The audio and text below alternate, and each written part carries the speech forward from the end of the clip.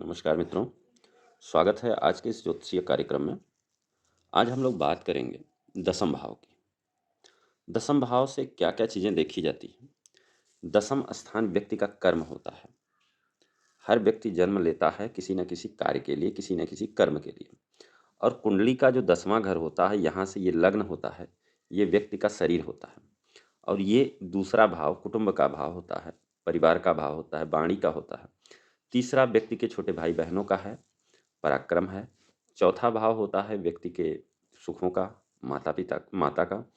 पंचम स्थान शिक्षा का होता है और छठा घर जो है रोग रिपु ऋण का होता है, सेवा का भी होता है। सातवां घर पति-पत्नी का होता है या फिर व्यवसाय का होता है, पार्टनर का होता है। आठवां घर मृत्यु का भाव होता है। लेकिन आठवें घर से बहुत सारी चीज़ें देखी जाती हैं। नौवां घर भाग्य का होता है और 10वां कर्म का होता है। 11वां लाभ का होता है, 12वां जो है व्यय भाव होता है, मोक्ष का भी भाव होता है। तो जैसा कि आप देख रहे हैं कि जो 10वां घर होता है वो अर्थ त्रिकोण में आता है। 2, 6, 10 अर्थ त्रिकोण मतलब जब व्यक्ति का जन्म होता है तो उसको किन कर्मों के द्वारा धन की प्राप्ति होगी, किन कर्मों के द्वारा वो अर्थ की प्राप्ति करेगा, कौन सा ऐसा कार्य करेगा जिसकी वजह से उसके जीवन में समृद्धि आएगी। तो इन सारी चीज़ों की चर्चा हम व्यक्ति के कर्म के भाव से करते हैं। जो 10वां घर होता है आजीविका का भी होता है। यहीं से पद, सत्ता और नेतृत्व को भी देखा जाता है। यहीं से शासन, तीर्थ यात्राएं, उत्तरदायित्व तो भी देखा जाता है। तो कई सारी चीज़ें हैं। यहीं से दत्तक पुत्र को भी हम लोग देखते हैं। यहीं से औषधियों को भी देखा जाता है। यहीं से आप राज्य के अंतर्गत काम करेंगे या नहीं करेंगे, सरकारी नौकरी प्राप्त होगी या नहीं प्राप्त होगी, सरकार से जुड़कर कैसा काम करेंगे, सरकार में रह के मंत्री बनेंगे या नहीं बनेंगे, तमाम सारी चीज़ों को इसमें देखा जाता है। जो दसम भाव के जो कारक ग्रह हैं, सूर्य हैं, शनि हैं, बृहस्पति हैं और गुरु हैं। तो दसम भाव के जो कारक ग्रह हैं वो सूर्य, शनि, बृहस्पति और बुध हैं। तो आज का जो टॉपिक है, आज हम देखेंगे कि दशमेश अपने विभिन्न भावों में, यानी कि दशमेश अगर लग्न में बैठ गया या दूसरे भाव में बैठ गया तो क्या ऐसा परिणाम होता है व्यक्ति के जीवन में, क्या ऐसा बदलाव होता है व्यक्ति के जीवन में। क्योंकि व्यक्ति का जब कर्मेश अच्छा होता है ना तो व्यक्ति के जीवन में राजयोग की निष्पत्ति होती है, राजयोग मिलता है। और जब व्यक्ति का जो कर्मेश अच्छा नहीं होता, कर्म भाव ही खराब होता है, तो व्यक्ति को जीवन को में एक अस्थाई वृत्ति नहीं मिल पाती है। तो अगर हम बात करें दशमेश यदि लग्न में है, लग्न क्या होता है, लग्न व्यक्ति का शरीर होता है, लग्न व्यक्ति का एक ढांचा होता है। और अगर जातक के जीवन में लग्न दशमेश यदि लग्न में बैठ जाए कुंडली में, तो जातक जीवन में उच्च स्तर को प्राप्त करता है। वह अपने व्यवसाय के द्वारा या अपने कर्मों के द्वारा उच्च पद की प्राप्ति करता है। और अगर व्यवसायी है तो बड़े व्यवसाय खड़ा करता है। यदि लग्नेश के साथ युत हो, मतलब यदि लग्नेश के साथ इसका संबंध बन जाए, युत हो, साथ में हो, तो जातक को बहुत प्रसिद्ध और आविष्कारक बनाता है।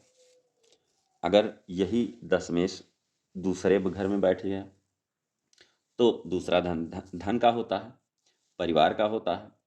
तो व्यक्ति धनवान होगा। कैसे धनवान होगा? अपने कर्मों से। परिवार में भी धन होगा। और दूसरा घर होता है फूड का हो, तो आप कौन सा काम करें कि जिसमें आपको सफलता मिले, तो वो आप होटल रेस्टोरेंट का व्यवसाय कर सकते हैं। या दूसरा घर धन का होता है तो वित्तीय संस्थानों से जुड़कर बैंकिंग का भी काम कर सकते हैं, जुड़ा हुआ काम कर सकते हैं। और दशमेश यदि तीसरे भाव यानी कि पराक्रम भाव में बैठ जाए तो तीसरा घर होता है छोटी मोटी यात्राओं का। तो व्यक्ति छोटी मोटी यात्राएं अगर करता रहता है तो व्यक्ति को धन आने लगता है। भाइयों के साथ मिलकर काम करता है, छोटे भाइयों के साथ मिलकर काम करता है तो भी धन आता है।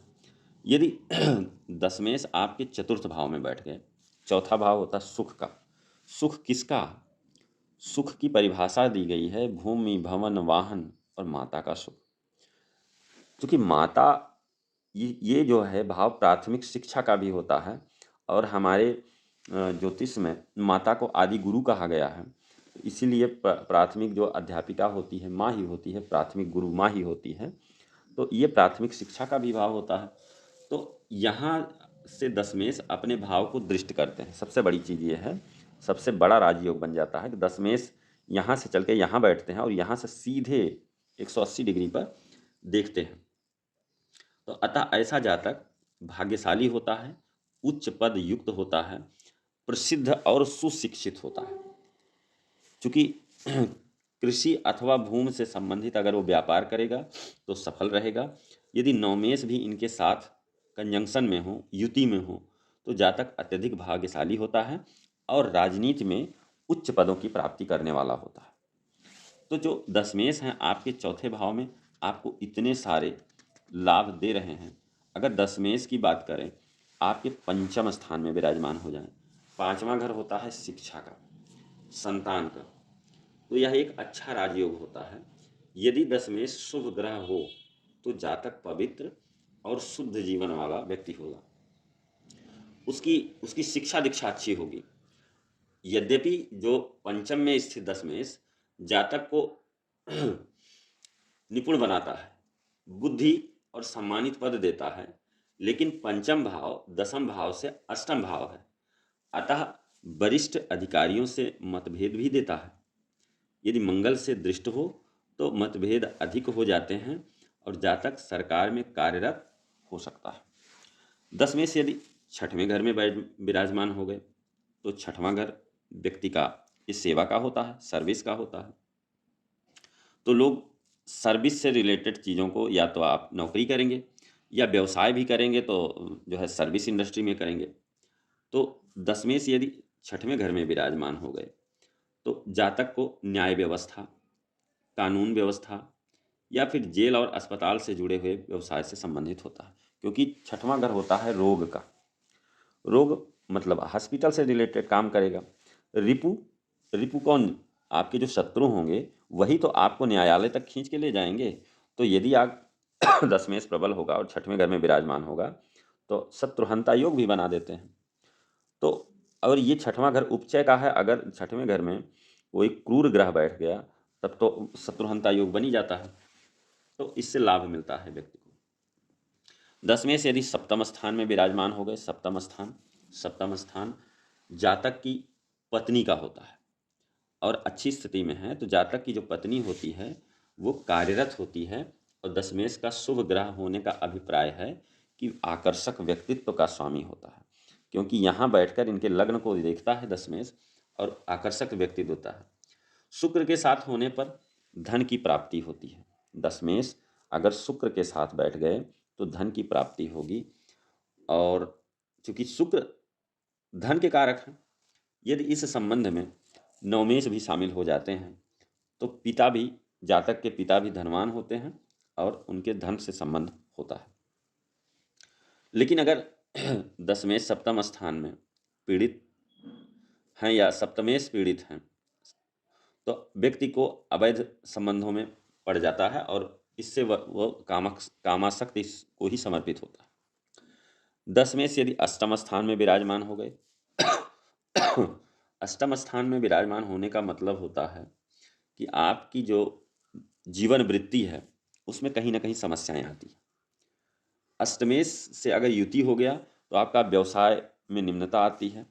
लेकिन अगर इस घर से जुड़ के कोई काम किया, अष्टम भाव से जुड़ के आकस्मिक लाभ का, चूंकि जो ग्रह यहाँ बैठेगा वह उसकी सीधी दृष्टि यहाँ पर पड़ेगी और उसकी जब सीधी दृष्टि धन भाव पर पड़ेगी तो धन आएंगे, बस उसको मेहनत ज़्यादा करनी पड़ेगी। ठीक है। तो अष्टम भाव दसम भाव से एकादश भाव होता है। तो इसमें क्या कहते हैं कि जीवन में श्रेष्ठ पद पाने के लिए इस भाव की सहायता आवश्यक होती है। अगर दशमेश नवम स्थान में विराजमान हो गए तो नवम स्थान कालपुरुष की कुंडली में अगर देखें तो ये बृहस्पति का भाव होता है। तो बृहस्पति आध्यात्मिकता को प्रदर्शित करते हैं। यदि व्यक्ति आध्यात्मिक होकर के काम करेगा, आज्ञाकारी रहेगा, लोगों की भलाई से संबंधित काम करेगा, तो व्यक्ति के भाग्य में वृद्धि होती चली जाएगी। दशमेश यदि स्वयं दशम स्थान में विराजमान हो गया, पीड़ित ना हो, तो व्यक्ति अत्यधिक सफल होता है, जीवन में बहुत ही ज़्यादा सफल होता है। और अगर जो है 4 ग्रहों की दृष्टि जातक को सन्यासी भी बना देती है, अगर इन पे 4 ग्रह की दृष्टि पड़ गई तो व्यक्ति सन्यासी भी बन जाता है। दशमेश यदि एकादश भाव में हो, एकादश भाव लाभ का होता है, इच्छा पूर्ति का होता है, बड़े भाई बहनों का होता है। तो आजीविका और व्यापार से तो व्यक्ति को लाभ मिलता है। बड़े भाई के साथ अगर व्यवसाय व्यापार करता है तो अच्छा रहता है। और दशमेश और एकादशेश की जो युति होती है वो अर्थ व्यापार के द्वारा आय होता है। जातक अत्यधिक मित्रों वाला होता है, धनवान व्यक्ति होता है और उसकी सारी इच्छाएं पूरी हो जाती हैं। और अगर दशमेश एकादश भाव में है तो पीड़ित है, तो क्या होता है, दोस्तों से सावधान रहना चाहिए। दशमेश ये द्वादश भाव में हो तो 12वां घर विदेश यात्रा का भी होता है, या 12वां घर हॉस्पिटल का होता है, आध्यात्मिकता का होता है। तो 12वें घर का काम करेगा व्यक्ति तो जीवन में सफल रहेगा। तो आप हॉस्पिटल से रिलेटेड काम कर सकते हैं, आप जो है विदेशों से संबंधित जो व्यवसाय व्यापार होता है उसको कर सकते हैं।